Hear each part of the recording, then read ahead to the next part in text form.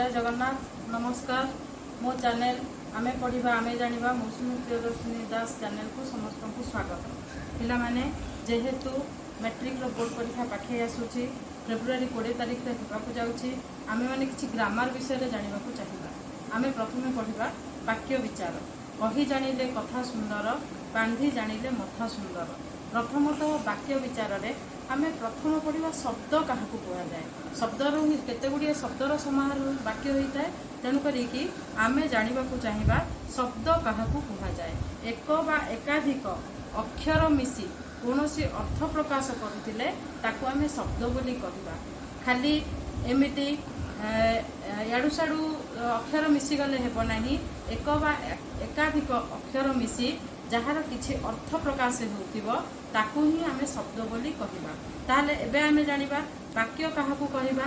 बांधिबा जानिथिले जेमति मथाटी सुंदर देखा जाए सेमिति कहवा जानिथिले सबु कथा हमकू सुंदर लागे। सेतिपई एक बा एकाधिक पद मिलित होई मनर भाव को संपूर्ण रूपे परिप्रकाश करुतिले ताकू आमे वाक्य बोली कहवा।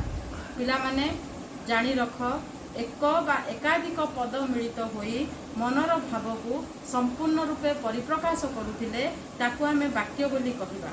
गोटे शुद्ध वाक्य रे कौन कौन थिबा आवश्यक प्रथमटी मन रख मु टिके टिके कहि चलुछि योग्यता।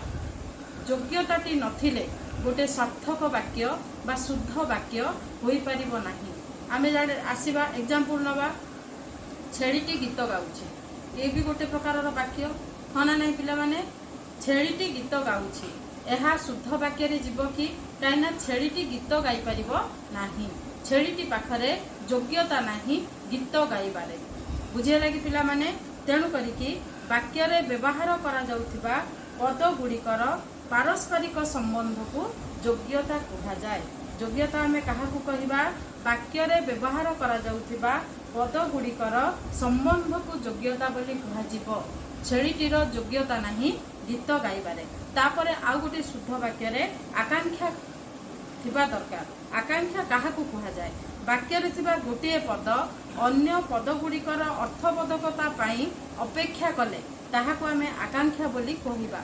आउ गोटे शुद्ध वाक्य रे आसक्ति थिबा आवश्यक। आसक्तिर अन्य नामटी होउची पद विन्यास।